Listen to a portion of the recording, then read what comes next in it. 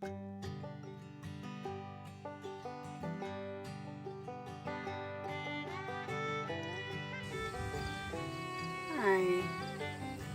So it is the end of August, and our August has flown by very quickly. We had quite a month. So my yard has had some serious neglect. So for my August garden video in collaboration with Educating the Mad Lads, we will see what happens when you neglect your garden for 2 weeks. Also around this time of year, the weather starts changing here in Iowa. We have not received the rain that we normally get throughout our summer this year, so a lot of my plants are kind of struggling, and to be honest, I'm just not in the habit of having to water. So hopefully I have a couple of lilacs that look rough, so hopefully those will spring back. But as I was saying, around this time of year, I start really thinking about fall.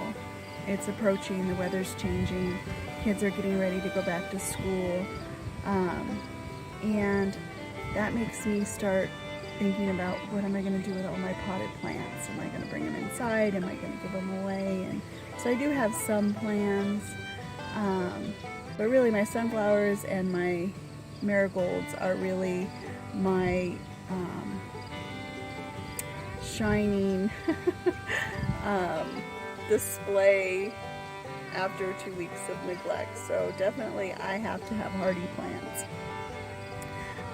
So let's go ahead and get started. As we're entering fall, these will come inside. They'll get a little straggly during the winter, but they'll hang in there. This plant here I'm going to give to my girlfriend because that's actually her pot, and this is also her pot with the rosemary and purple heart in it, so I'll be taking those over to her house to winter at her house. She doesn't know that yet. I don't think she even remembers that I have her pots. But my cone flowers, they're done. Got this big purple heart, she'll come inside. These guys will come inside up here. I'm sure the petunias, we'll see how they winter inside. But the beauty of my flower box is diminishing. I will have some mums blooming in a bit, but the glory of the flower box is past.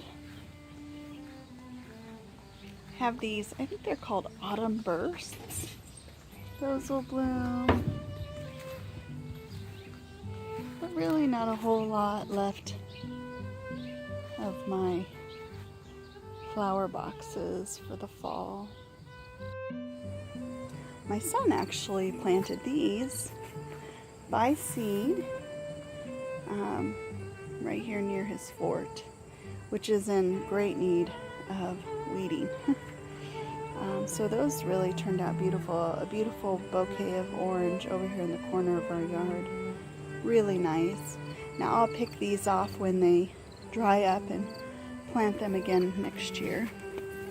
I do that every year, and as you can see, these get really, leave that for a bit, but they get really big.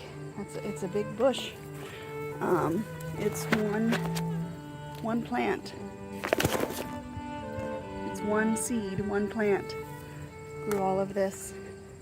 So really, really nice. I planted these last year. 2 of them. Oh no, I got this maple tree coming up under my fence. I gotta get that dug out. But look at how the weeds have just taken over in a matter of a couple weeks. Anyhow, I planted these from my friend's yard, bare root. Well, that looks like we might be okay. And I just haven't received the water. So hopefully I haven't done anything too detrimental to them. These lilacs here we planted 5 or 6 years ago. My sunflowers look great. They do start looking a little ragged. I'm going to pick some later. And my elephant ear is coming up despite my planting the bulb upside down. Marigolds and my yellow planter. My little pond is doing well. In fact, I don't know what I'm going to do with those. They've multiplied so much. And my little succulents over here look nice. And of course my sunflowers. And the sunflowers attract our state bird, the goldfinch, and also lots and lots of bees, lots of pollinators.